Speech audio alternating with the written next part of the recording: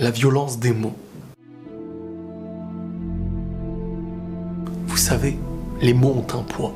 Et parfois, bien qu'on pense qu'ils sont simplement passagers, oubliés, ils restent bien plus longtemps, car ils pèsent bien plus lourd qu'on ne le croyait. Il suffit d'y voir notre expérience personnelle pour comprendre celle des autres. Les mots et les phrases qui n'auraient peut-être jamais dû sortir. Tout ça à cause d'un énervement, d'une dispute. Et même si on ne le pensait pas, il aura suffi de quelques minutes pour nuire à de longues années. Ils sont aujourd'hui ancrés. Même quand l'histoire est apaisée, très peu de mots s'effacent. Et plus ils sont lourds et violents, plus les cicatrices en sont dures à être cachées. Les mots ont parfois plus d'impact que les coups. Car en fonction du contexte, les cicatrices en sont plus grosses. Et parfois la douleur met beaucoup plus de temps à s'estomper. Aujourd'hui, certains estiment que c'est un mérite de lâcher tous les mots qui nous viennent en tête. Que c'est toujours à l'autre de se contrôler, de savoir les entendre, de faire des efforts. Peu importe la situation, certains appellent ça l'honnêteté, la franchise, être quelqu'un de direct. À mes yeux, c'est pas spécialement une qualité ni un mérite, bien au contraire. Ce n'est pas parce que tu penses bien. Ce n'est pas parce que tu as envie de faire du mal que tu dois y céder. Je donne plus de mérite à celui qui sait se contenir pour construire, qui prend sur lui dans la difficulté, car il sait l'impact que peut avoir les mots, que ce soit sur lui ou sur les autres. Mais il y a celui qui pense à être apaisé sans se soucier des autres, sans jamais se contrôler. Et pour lui, tout doit sortir. On oublie que notre plus grand effort n'est pas seulement de dire, mais de dire correctement. Ce n'est pas seulement de dénoncer, mais d'apporter ce qui fait grandir. Si ce qu'on a à dire n'est pas meilleur que le silence, il faut se taire. Et comme dit la phrase, nous sommes les maîtres des paroles que nous n'avons pas prononcées, mais esclaves de celles qu'on a laissées s'échapper. Pourquoi ça ?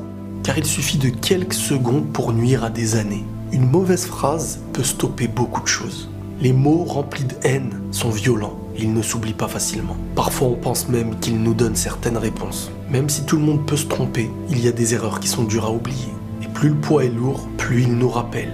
On peut nous répéter qu'il faut oublier les blessures, qu'il serait peut-être mieux d'éviter de les créer facilement. La colère, c'est à ce moment-là qu'on fait le plus de dégâts, qu'on plante les graines les plus dangereuses, qu'on voit germer sur le long terme, qu'on détruit des relations, et même celles qui pouvaient durer. Car l'énervement est souvent temporaire. Sur le coup, il nous fait oublier ce qu'on aime, en pensant que demain aussi on aura oublié, qu'on sera dans le même état. Sauf qu'après l'énervement, toute la raison qui avait disparu, elle réapparaît. Et c'est là qu'on regrette amèrement d'avoir dit, d'avoir fait.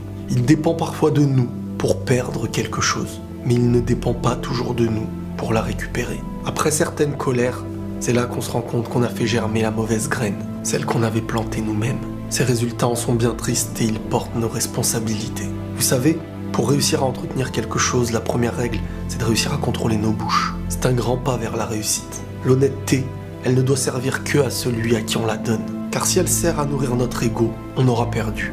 Dans les deux cas. À quoi bon vouloir dire des choses qui ne serviront à rien, à part à la destruction ?